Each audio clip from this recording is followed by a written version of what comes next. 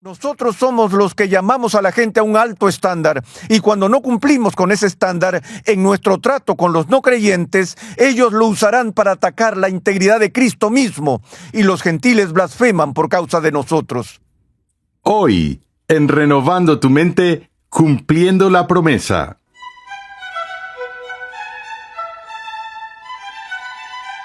Cuando asumimos un compromiso, se espera que lo cumplamos porque hay otras personas que esperan y confían en que lo hagamos.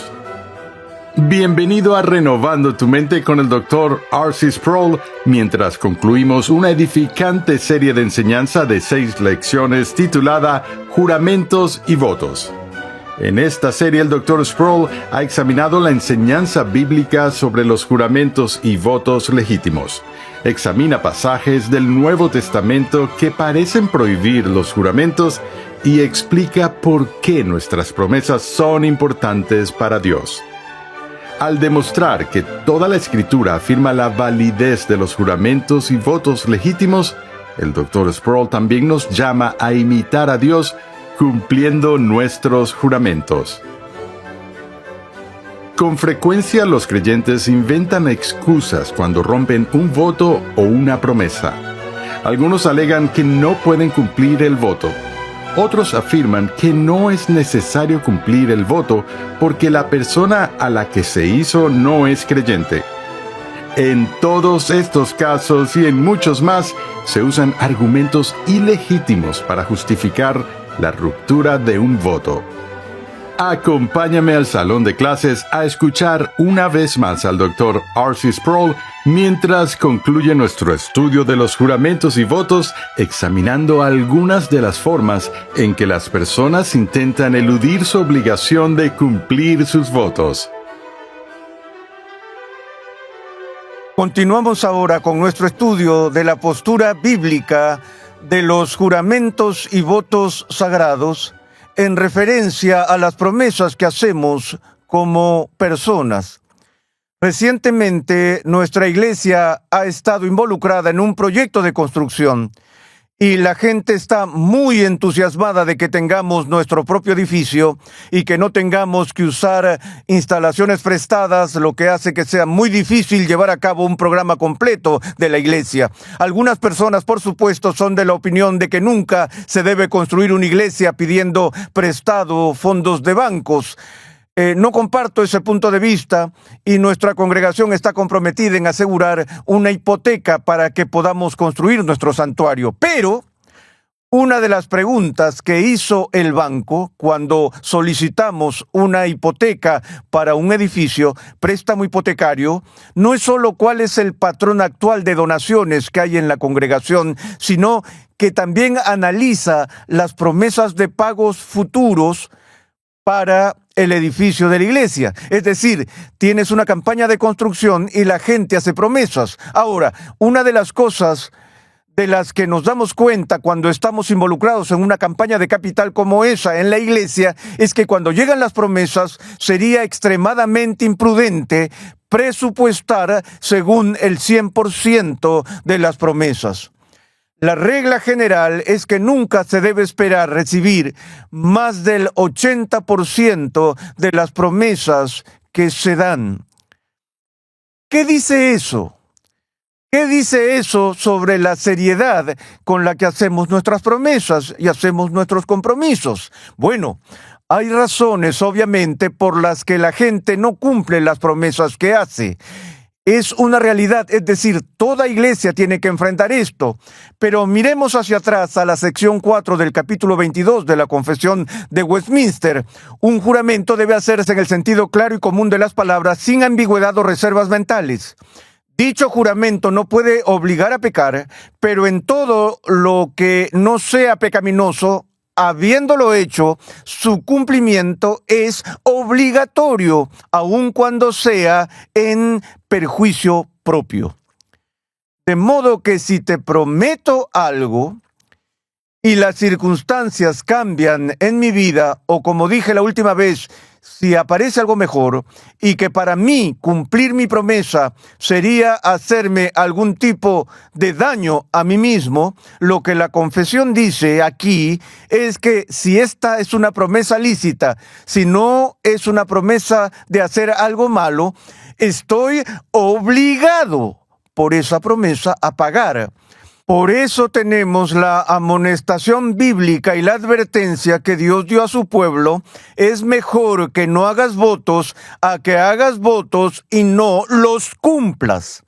Porque cuando se hace un voto, cuando se promete, te atas a una obligación que no puedes, a los ojos de Dios, romper impunemente. Y por eso tenemos que animarnos unos a otros, incluso en la iglesia. Si vas a hacer promesas, ten cuidado, piénsalo antes de hacer esa promesa. En la pequeña obra extra bíblica de la iglesia primitiva llamada la Didaqué, o la enseñanza de los 12 apóstoles, que era un resumen de la enseñanza de la iglesia primitiva, hay mucha enseñanza en este breve documento sobre el dar limosnas, dar donaciones, etc. Y uno de los aforismos de sabiduría que está contenido allí son estas palabras: que tu limosna sude en tus manos antes de darla. Ahora, algunas personas piensan que eso significa dejarlo sudar en tu mano para siempre y nunca soltarlo. Pero eso no es lo que están diciendo. El punto aquí es la precaución. Ten cuidado antes de hacer una promesa, porque una vez que haces la promesa, entonces es tu deber cumplir esa obligación autoimpuesta, incluso si es para tu propio daño. Y de nuevo, esto es algo de lo que tenemos que hablar. Vemos esto no solo con respecto a los cristianos que hacen promesas en la iglesia y no cumplen con sus obligaciones, que es algo que sucede todo el tiempo, sino también en nuestros asuntos diarios. Vivimos en una sociedad de tarjetas de crédito y no pasa un día sin que, al escuchar los programas de radio, oigas todo tipo de historias terribles acerca del gran número de personas aquí en Estados Unidos que han acumulado grandes deudas en sus tarjetas de crédito, deudas que no pueden pagar y están gastando dinero que no tienen por medio del uso de ese plástico. Bueno, cada vez que se carga algo en la tarjeta, entras en un acuerdo de pago. Entro a una tienda, quiero comprar un televisor, no soy dueño de ese televisor, alguien más es dueño del televisor, el dueño de la tienda es dueño del televisor, y es dueño del televisor porque ha pagado con su dinero al fabricante para asegurar la propiedad de ese televisor, y ahora él lo pone a la venta. Yo entro y compro el televisor, pero lo compro al contado, a crédito, o uso una tarjeta de crédito. Todas esas maneras implican promesas de mi parte de que pagaré por ese bien. He creado una expectativa en el vendedor de que se le pagará por sus bienes o sus servicios, y me he comprometido con mi firma a pagar lo que debo.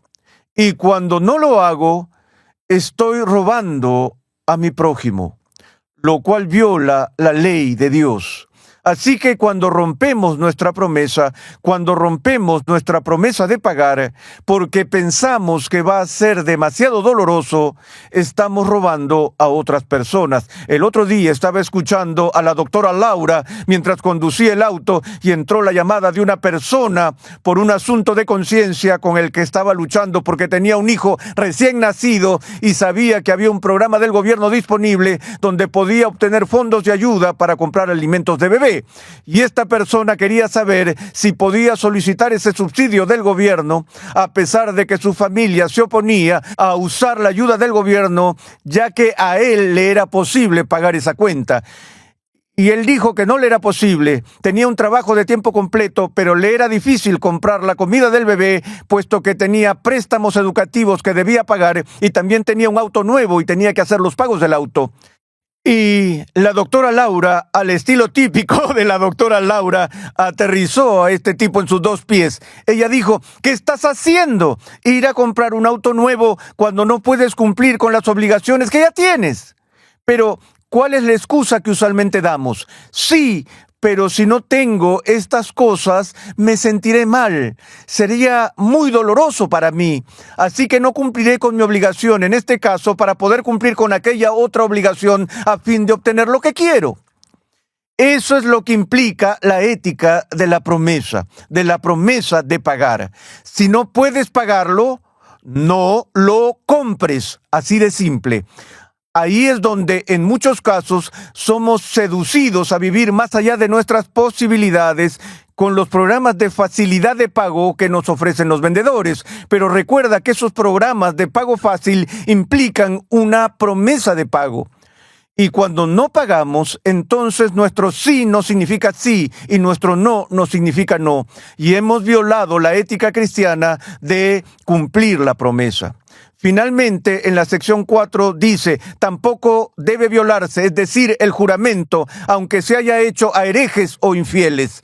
Esto es más espantoso aún, puesto que a veces los cristianos dicen, sí, sé que no le pagué, pero él no era un creyente, no es un hermano, así que no estoy obligado a cumplir mi promesa a ese vendedor impío de la tienda o a ese comerciante pagano de la esquina donde compré mi televisor.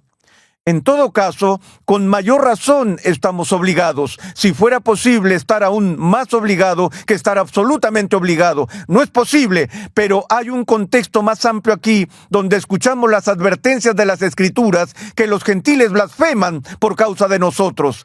Nosotros somos los que llamamos a la gente a un alto estándar, y cuando no cumplimos con ese estándar en nuestro trato con los no creyentes, ellos lo usarán para atacar la integridad de Cristo mismo, y los gentiles blasfeman por causa de nosotros.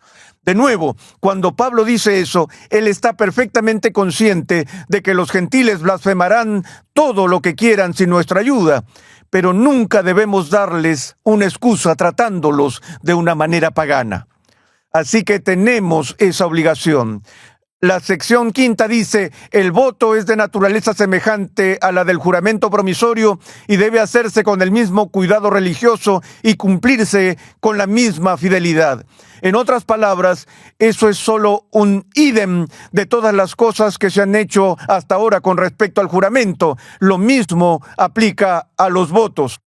Y en la sección 6 leemos, el voto no debe hacerse a criatura alguna, sino únicamente a Dios. Por lo tanto, para que sea acepto, debe hacerse voluntariamente, con fe y conciencia del deber, de manera grata, por la misericordia recibida, o para la obtención de lo que queremos. Por medio de aquel voto, nos obligamos más estrictamente a cumplir los deberes necesarios u otras cosas en tanto y cuanto nos conduzcan al adecuado cumplimiento de ellas.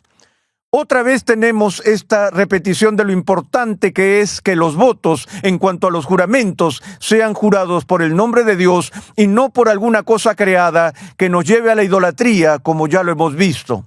Pero es interesante que una de las cosas importantes que se enfatiza aquí es que el voto debe ser hecho voluntariamente. Realmente no debería existir tal cosa como una boda arreglada, donde alguien es obligado a casarse con otra persona. Hacer un voto, obligar a alguien a hacer un voto, es una negación real del voto. La esencia del voto es precisamente que se hace de manera voluntaria y libre.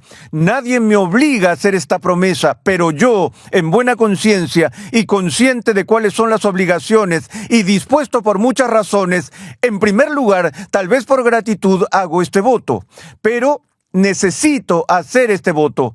Por la razón que sea, me comprometo estrictamente a cumplir con los deberes necesarios. Ahora, en el capítulo 7 continúa diciendo, nadie deberá jurar que realizará cosa alguna prohibida por la palabra de Dios o que impida algún deber mandado en ella, o a lo que no está en su capacidad y para cuyo cumplimiento no tenga promesa alguna o talento de parte de Dios. Una vez más, Esto es un paralelo en muchos aspectos a lo que ya se ha dicho sobre el juramento, pero hay algunos matices sutiles que me gustaría comentar a medida que continuamos. Ningún hombre puede prometer hacer algo prohibido en la palabra de Dios. Te recuerdo una vez más que esta sección es sobre juramentos y votos lícitos, porque hay juramentos y votos ilícitos. Vi una entrevista en la televisión de un hombre que dirige un burdel en el estado de Nevada, y en este programa de entrevistas hablaba con gran alegría de lo próspero que había sido su negocio a lo largo de los años. Y lo creas o no, el entrevistador le preguntó a qué le atribuía este gran éxito en su negocio empresarial de dirigir un prostíbulo. Él dijo, bueno, cuando comencé este negocio hice un voto a Dios de que si Dios me bendecía en este negocio, le daría un cierto porcentaje de los ingresos. Y dijo, Él me ha bendecido y yo he sido fiel. He estado diezmando mis ganancias de este burdel. Y lo dijo con toda seriedad en televisión nacional. Yo dije, ¿no ves que es ilegítimo? Insultas a Dios prometiéndole que vas a hacer algo para beneficiar a Dios o al pueblo de Dios si Dios te bendice en una empresa que Él ha prohibido. Ese es un voto ilícito, porque la persona está prometiendo hacer algo que Dios prohíbe. Algo más que encontramos aquí es que no debemos hacer votos que no esté en nuestro poder cumplir o para los cuales no podamos estar seguros de tener la capacidad de cumplir. Hace poco utilicé una ilustración sobre esto en una serie de nuestra iglesia, sobre cómo realmente esto me enredó en un lío espiritual el primer año de mi vida cristiana. Yo fui una de esas personas que de muy joven se convirtieron radical y repentinamente de un estilo de vida muy mundano y llegué con muchas cosas de mi pasado a la fe cristiana, y una de esas cosas era que yo había sido un fumador empedernido. Y cuando me convertí al cristianismo, me convencieron de que eso estaba mal y que tenía que dejarlo. Y traté de parar, pero no tuve éxito. Y oré al respecto y luché con eso. Y la gente me hacía pasar un mal rato, ya que eran cristianos que dudaban de mi conversión, mientras yo estaba teniendo todo tipo de luchas. Estaba dispuesto a ceder a la desesperación, pero no podía renunciar. Y finalmente, este ministro me dijo, esto es lo que debes hacer. Me dijo, haz un voto a Cristo de que no fumarás. Y añadió, luego tomas una foto de Jesús y la pones en el paquete de cigarrillos, justo debajo de la envoltura transparente, para que después de que hagas tu voto, debido a que amas a Cristo, cuando te den ganas de fumar un cigarrillo, saques ese paquete de tu bolsillo, veas esa foto de Jesús y simplemente digas, te amo Jesús, y vuelvas a guardar los cigarrillos y ya no fumarás. Así que hice lo que me dijo y me puse de rodillas e hice el voto de renunciar, y me avergüenza decirles que no llegué a las 24 horas. Es decir, lo hice durante 1 hora o 2 y miré y fui tentado. Miré la foto y dije, te amo Jesús, y volví a guardar el paquete en mi bolsillo. Después de un par de horas estaba pensando, te odio Jesús. Muy pronto me deshice de la foto. Yo había hecho ese voto. ¿Cómo creen que me sentí? Si antes me atormentaba la culpa, ahora mi culpa se había intensificado más allá de toda medida. Y la insensatez que había cometido fue el hacer un voto del cual no tenía la confianza de contar con la fuerza para cumplirlo. Una cosa es que yo diga, Dios, ayúdame, y prometo intentarlo, o algo así, pero he hecho votos tontos y luego tengo que vivir con el recuerdo de que le hice una promesa a Cristo que luego rompí. Y una de las cosas que aprendí de eso es que debemos ser cuidadosos al hacer promesas como esa.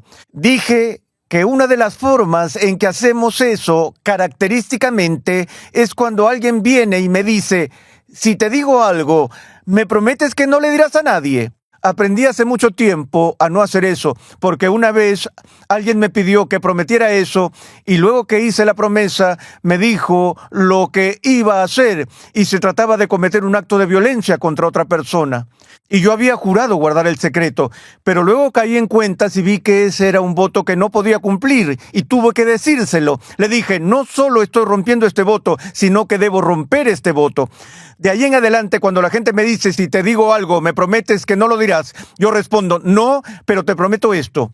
Dado que no sé lo que me vas a decir, te prometo ser tan responsable como me sea posible con la información que me estás dando. Pero vas a tener que confiar en que seré responsable con la información que me estás dando. No te voy a dar una promesa general sin saber a lo que me estoy comprometiendo, y no está bien que me pidas que lo haga. Y esas son cosas que aprendemos, que debemos tener cuidado de que cuando hagamos nuestros votos y nuestras promesas, que nos comprometamos a aquello de lo que tenemos una seguridad razonable de que podemos cumplirlo. Por supuesto, a lo que se refería aquí en la séptima sección, en la sección final de la confesión, era una crítica a los juramentos monásticos, juramentos de pobreza perpetua, juramentos de celibato perpetuo, etcétera, a lo que Dios no promete que la gente tendrá la capacidad de vivir en celibato toda su vida. Por eso, las iglesias reformadas de la época no querían que la gente hiciera votos de celibato perpetuo, sino que realmente tuvieran la oportunidad de casarse según lo permitían las circunstancias de la Biblia y lo dictaba en ciertos casos. Pablo dice que mejor es casarse que quemarse y reconoce que algunos, no todos, son aptos para una vida de soltería y que no debemos hacer votos de manera apresurada en ese sentido.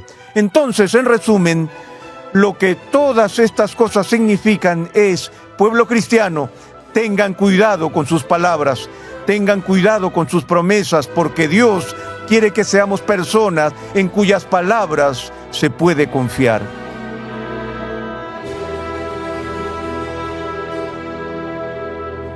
Estás en sintonía de Renovando tu Mente con el Dr. R.C. Sproul mientras concluimos la edificante serie de enseñanza titulada Juramentos y Votos.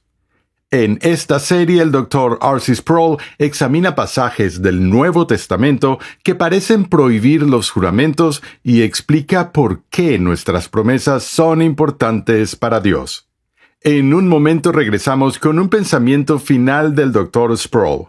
Pero antes, recuerda visitar nuestra página web renovandotumente.org, donde podrás solicitar gratuitamente la guía de estudio de esta serie. La Biblia de Estudio de la Reforma cuenta con más de 1 millón de palabras de explicaciones versículo por versículo y temáticas, con la colaboración de 75 distinguidos pastores y teólogos de alrededor del mundo, liderados por el Dr. R.C. Sproul.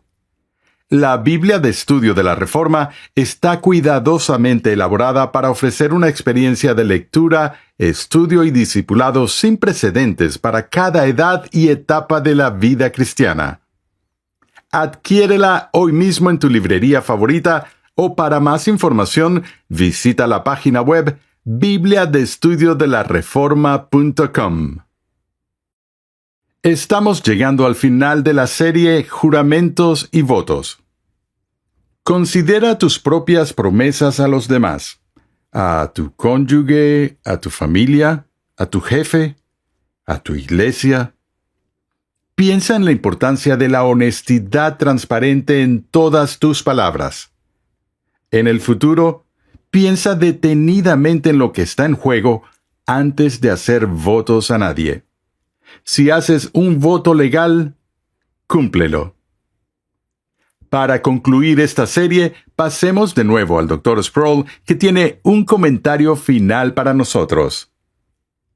Creo que es sorprendente ver la respuesta del pueblo estadounidense a un movimiento llamado Promise Keepers, cumplidores de promesas. Y Promise Keepers ha tenido sus problemas con ciertos debates teológicos y otros asuntos. Pero aparte de eso, permítanme decir que toca una fibra sensible en nuestra cultura y particularmente entre los hombres.